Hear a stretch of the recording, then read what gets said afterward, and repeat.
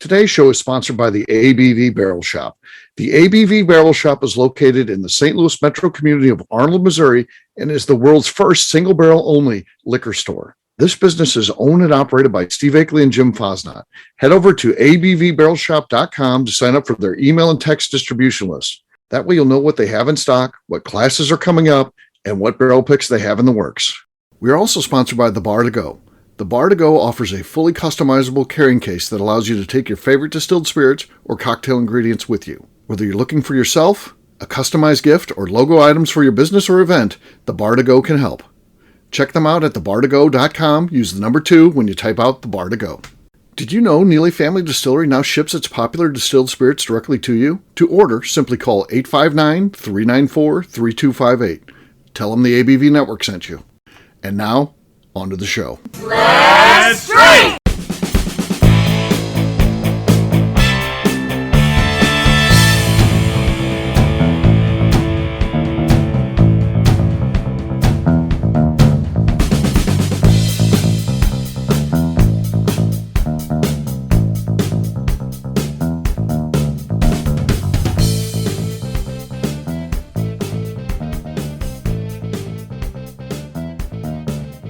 Welcome to the Bourbon Daily, the podcast about everything bourbon delivered to you every day of the week. Today we have a show where we're going to be talking about our recent road trip out doing some barrel picking and what we discovered out there on the road. My name is Steve Akeley. I'm joined by Jim Fosnot here live at the tasting bar at the ABV Barrel Shop. Hey Jim, how you doing, man? Great, Steve. How you doing? I'm doing good as well. So yeah, we'll talk about the 2 distilleries that we went to visit and what it was like going to see those places, all that kind of cool stuff.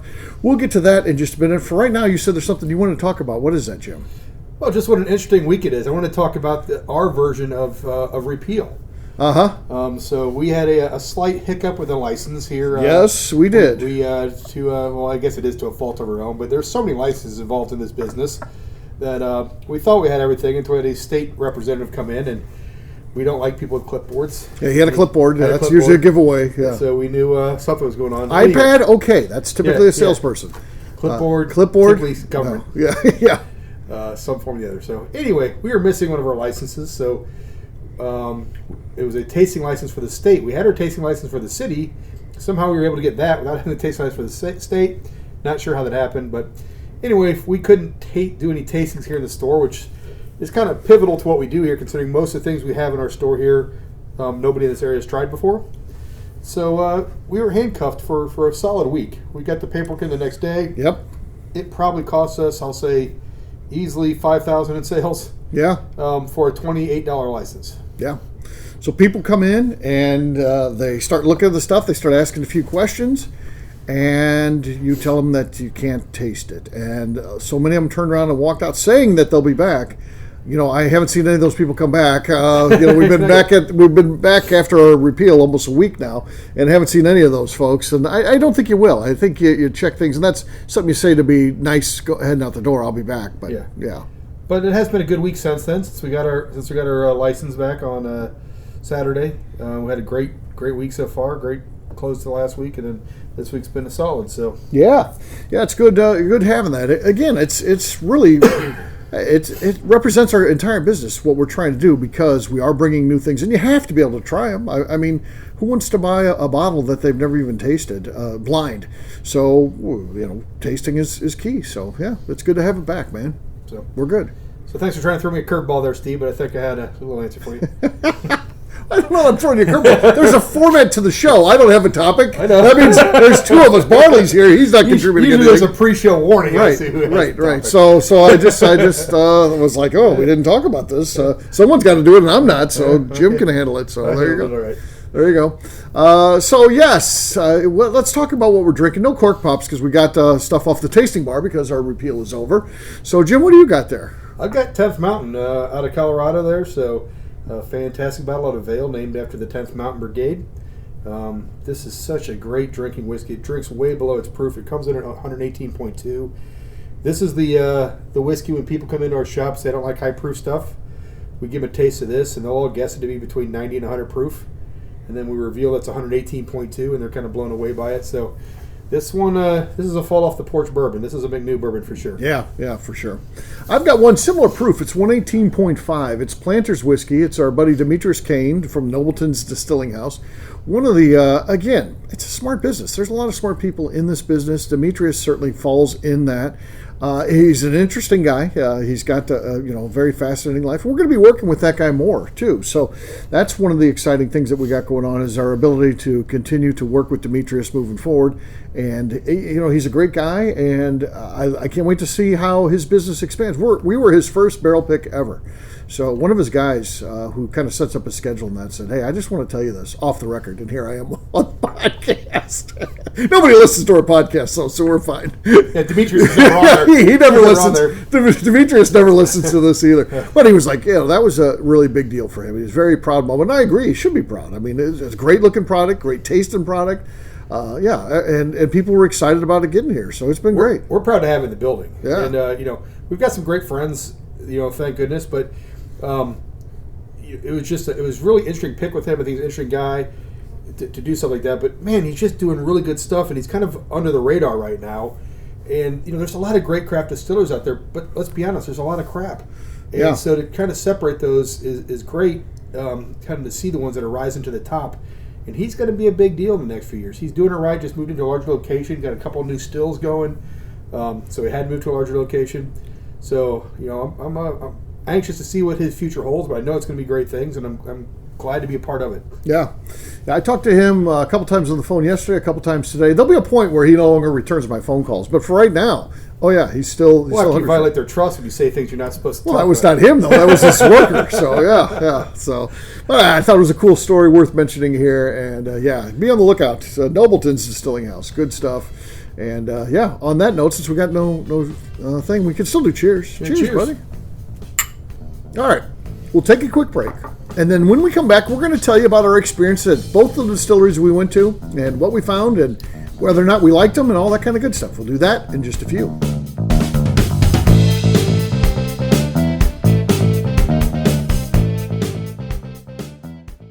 Let's talk about the people who make these shows happen. First up is the ABV Barrel Shop.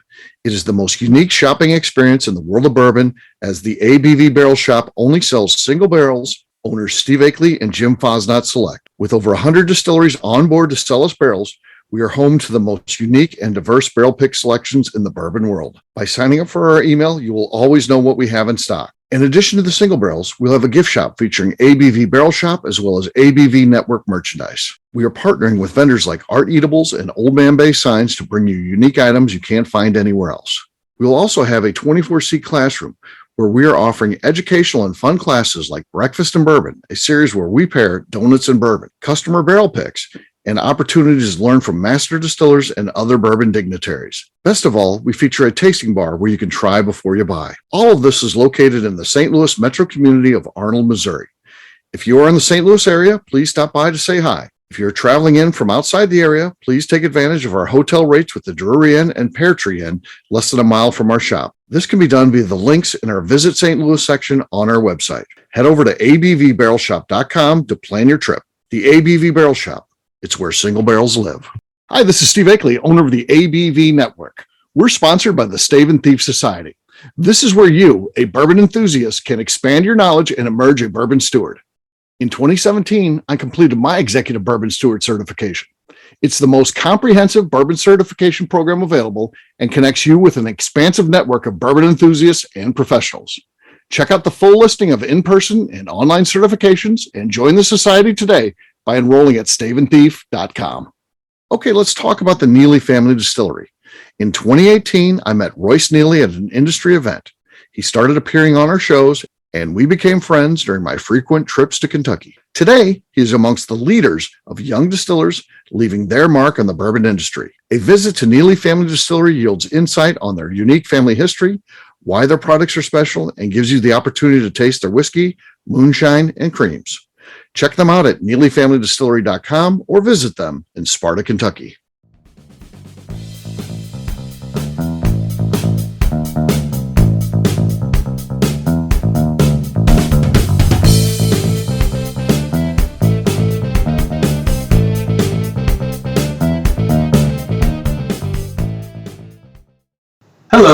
This is Matt Rainey, and you are listening to the Bourbon Daily. One day when I grow up, I'm going to grow a big boy beard, just like Colonel Steve. All right, everybody, welcome back. This is Steve Akeley talking a little bit about the 2 distilleries that we went to last week.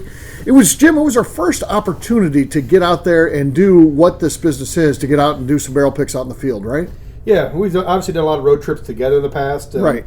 But for the most part, the picks that we've done for the store were in-store with a couple of exceptions for some local stuff.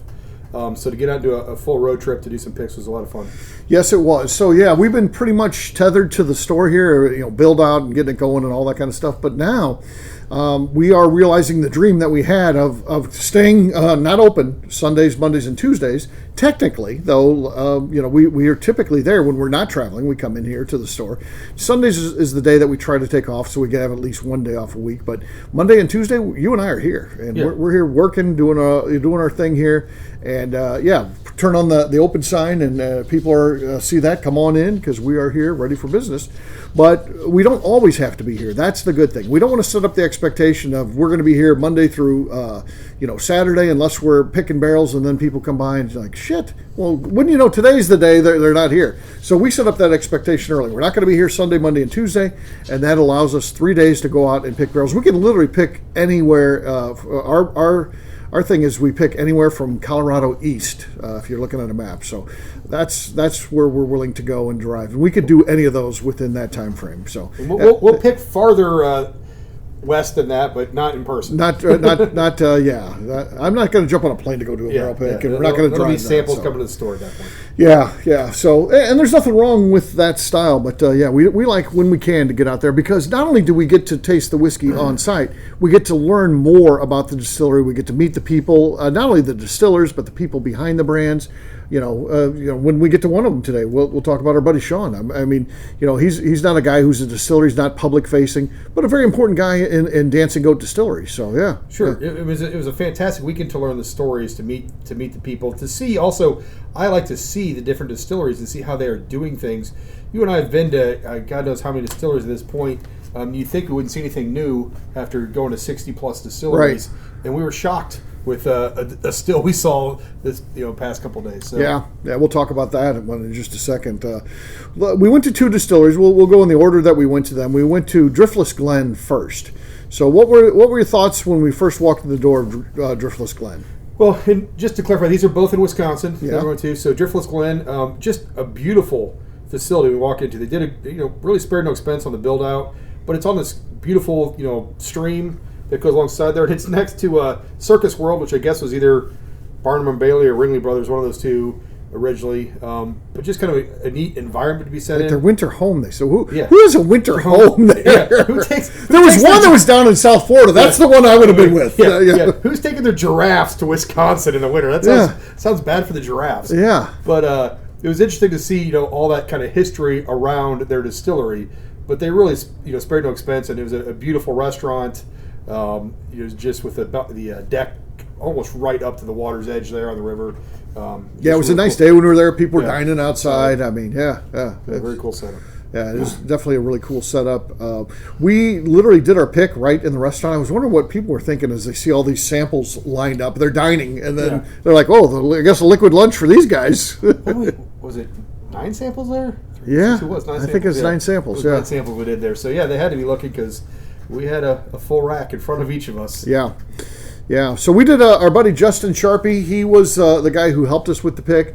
And, the funny thing about that pick was he said that he had never done one completely blind. And that's how we do things. So that was amazing to us, wasn't it? Yeah, so I guess to clarify, when Steve and I go on picks, we don't want to know anything about what we're tasting. We don't want to know the age. We don't know the proof. We don't want to know the mash bill.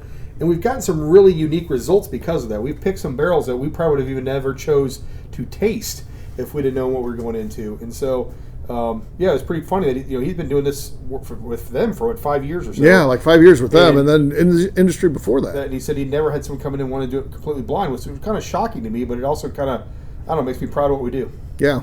I think what we do is the best because we're doing it totally on one factor only, and it really should be the only factor that you're determining to bring a whiskey into you, and how does it taste? Right. Yeah, and if it tastes, the best, that should be the one you get.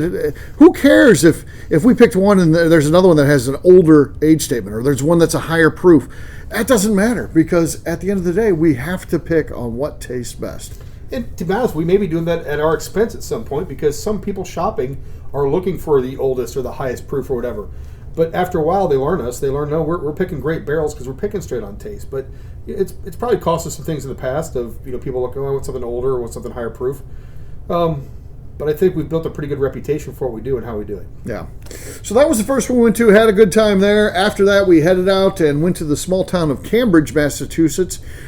Massachusetts. No, we did not go to Massachusetts. We went to Cambridge, Wisconsin, so just down the road about an hour, and which turned into be 2 hours because there was a traffic accident. Yeah, we had some pretty severe weather on the way there. Yeah. And so it should have been, hour and a half trip was over 2.5 hours and things like that. Yeah, on the road a little while, but yeah. It was all right. We didn't have anything else to do, so it was fine. And there's really nothing else in that town, too. Yeah, so we get there, and there was nothing there. Yeah. There's, like every fast food restaurant and one barbecue place, and that's, 2 hotels, and that's pretty much the extent of the town. Yeah, that was it. Little downtown area, but But so we go there, we stay the night there, and then we get up the next morning first thing, and then we head over to Dancing Goat. And Jim, what do you think about Dancing Goat when we got there?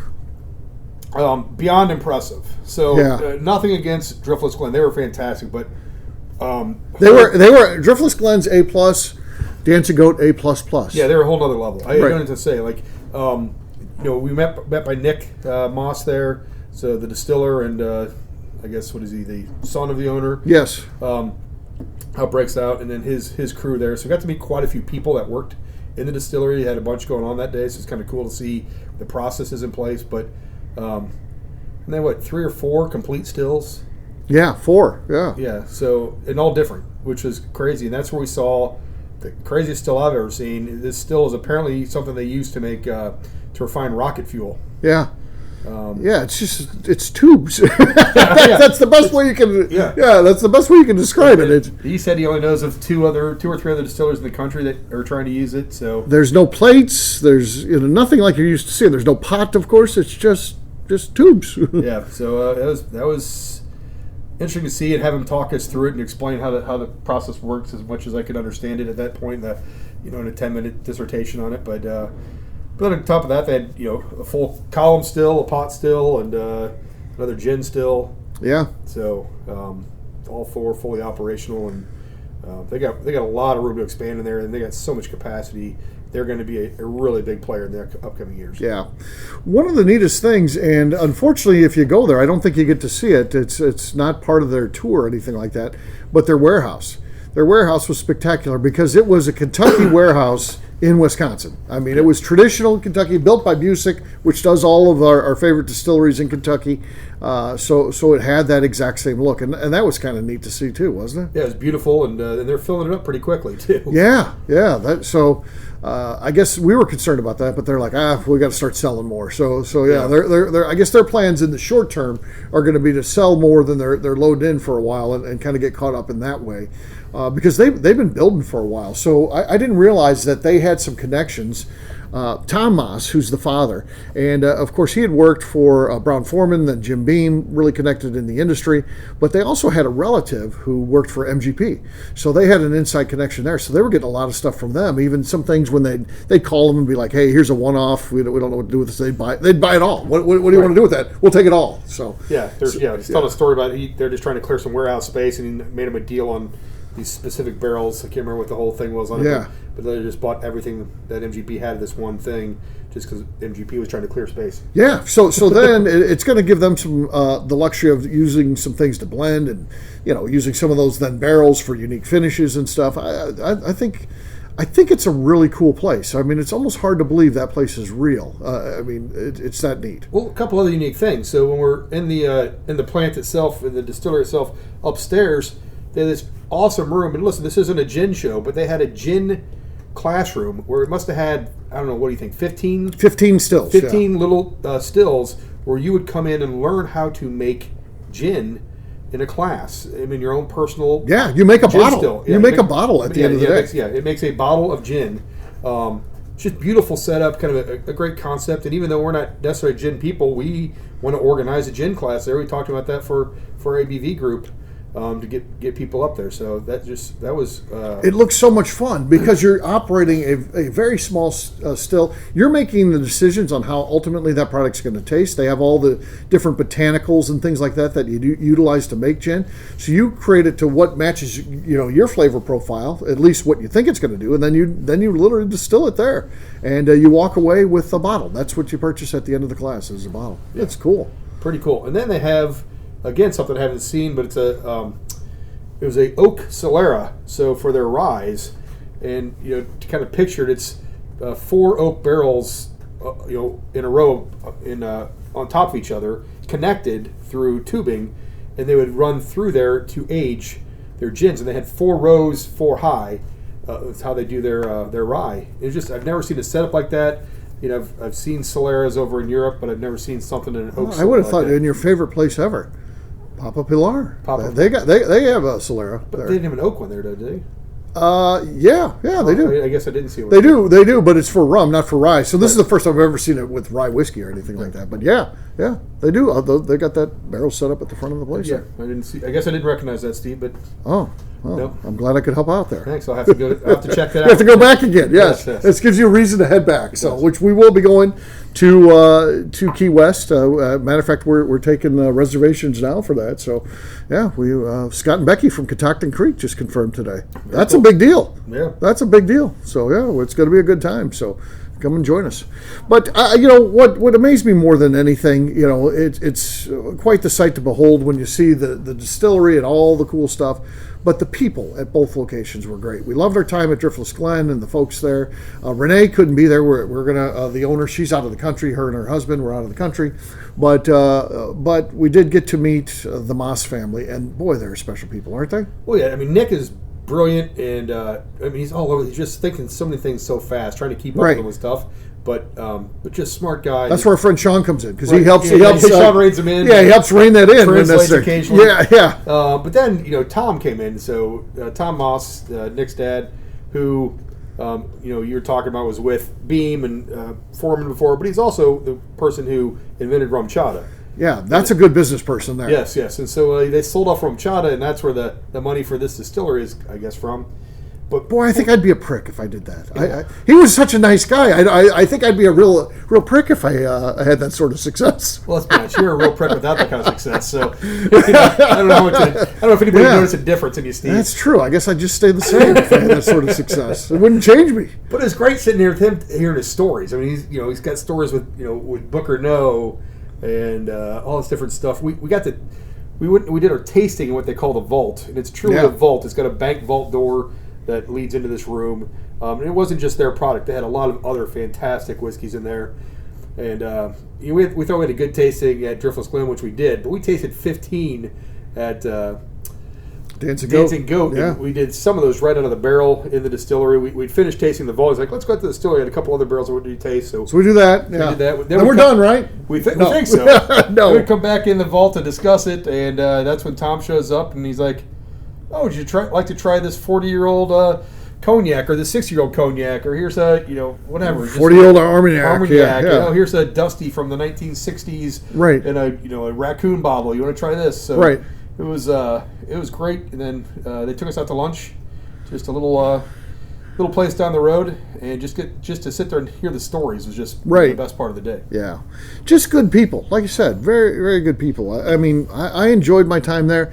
I just couldn't help but feel like, man, these are my people as we're doing this. Instant friends, and I think you're going to see more and more involvement from both of those distilleries moving ahead. I've talked to Renee too. They're going to be involved in the Key West thing. I don't know that they're going to attend there, but we're doing a spirits tasting and judging down there. They're going to be part of that, which is cool. And then Dance and Goat. Nick, I want to work out a trip where I can get him to Neely because that would be a fun trip to go on.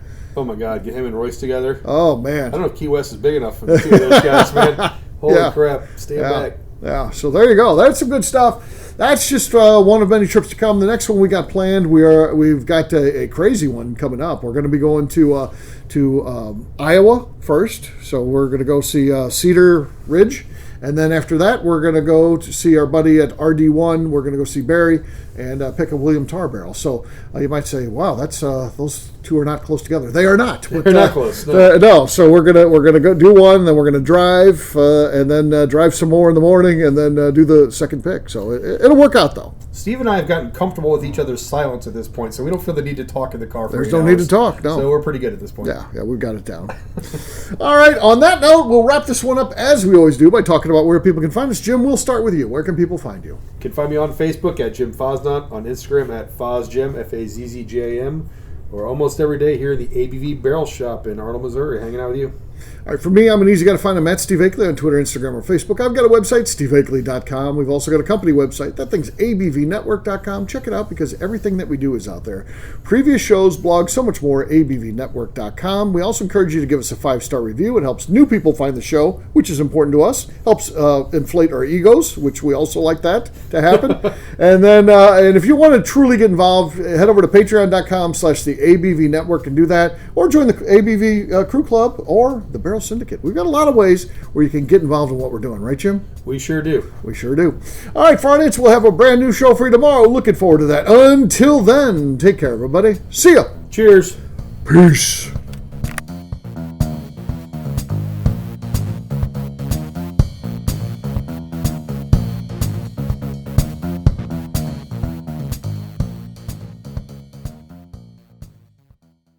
Before we finish the show, let's talk about some great companies that support the ABV network. First up is Moonshine Still Pro. Moonshine Still Pro has a full line of products to help the home distiller.